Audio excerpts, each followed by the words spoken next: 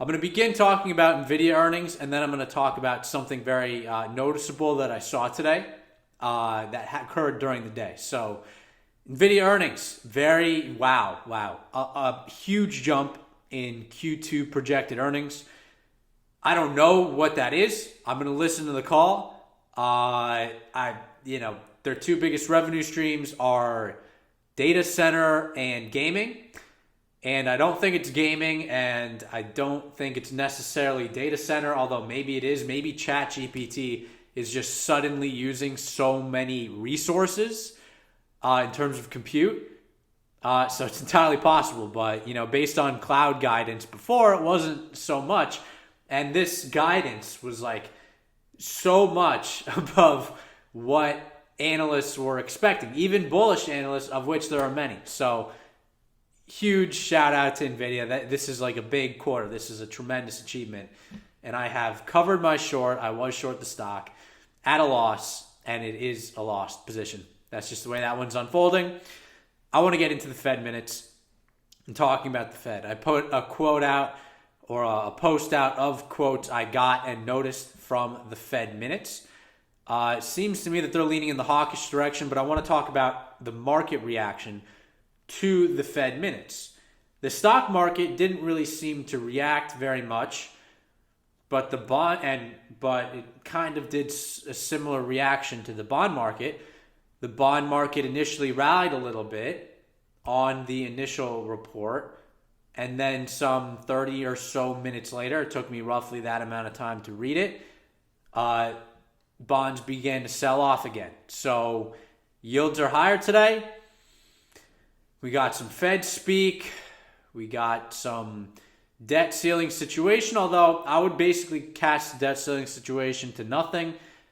Longer term yields would not be up today if we were really concerned about the debt ceiling. So we also got the Fed minutes, and rates are higher today. So there's obviously a chance we don't get a hike in June. That is a decent chance, but I don't think we're going to get the end of the tightening cycle like many people were expecting. So it's a new situation. I think it evaluates some new market lookings. Obviously, things are very intense right now with a very intense Nvidia beat. That was it's not like this was better than expectations in terms of the guidance, which is very important. This was like a whole nother level. It's basically become a new business. And it's very peculiar because this is what needed to happen in order to justify the valuation. So now it's getting a lot more valuation. Is that just already what's priced in?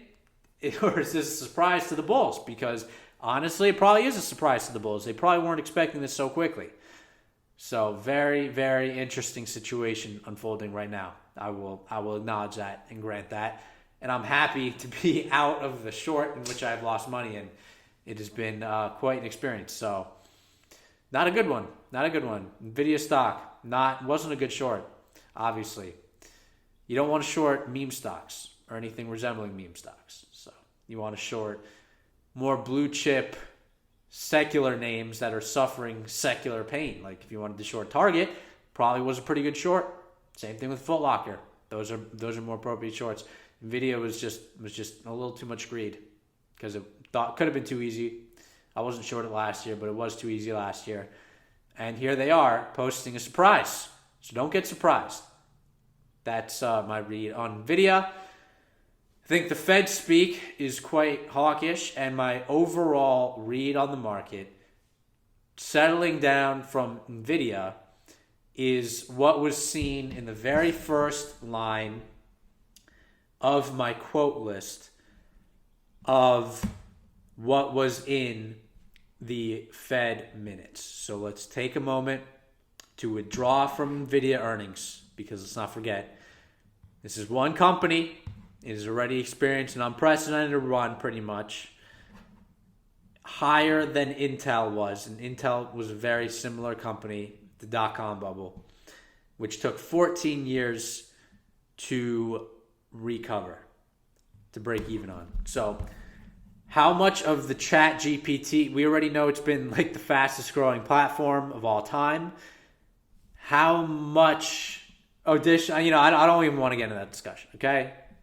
Nvidia is too expensive for me. It's not a stock I'm going to buy, but I'm not going to short it. I'm not going to talk about it. I'm going to listen to the earnings call and learn a little more, okay? No more Nvidia. Anyways, first thing on the quote. With inflation well above the committee's long-term 2% objective and core inflation showing only some signs of moderation, participants expected that a period of below-trend growth in real GDP and some softening in labor market conditions would be needed to bring aggregate supply and aggregate demand into better balance and reduce inflationary pressures over time. Later, they talk about how inflation is not coming down as quickly as expected. Atlanta Fed GDP is still pretty positive. As far as I can see, the inflation battle isn't done. And it's impacting every business except Nvidia. Okay, we really, I think, have to put Nvidia. It's hard right now in this moment to put Nvidia aside. I believe me, I'm doing this video right now. It's not very easy. It makes you want to attribute what's happening to Nvidia to other stocks, and we can't do that. Other stocks didn't have this kind of guidance. Some other stocks aren't having the same kind of move. Amazon was initially down on this kind of move. People now need to question, is there secular weakness at Amazon? Is it at that maximum growth phase? Because they aren't so optimistic about AWS going forward. And it's really a big black box right here with Nvidia. What exactly is causing that jump? Obviously, it's ChatGPT, but it's like a whole new category. And all they did was say 11 billion. So this is one you got to listen to the earnings call in. If you want to know what's going on in Nvidia, suspend all judgment until tomorrow when there's articles about it, or listen to the earnings call. So that's today's video. That is today's video. Excuse me, I need water. This is a crazy video. Until next time, peace out.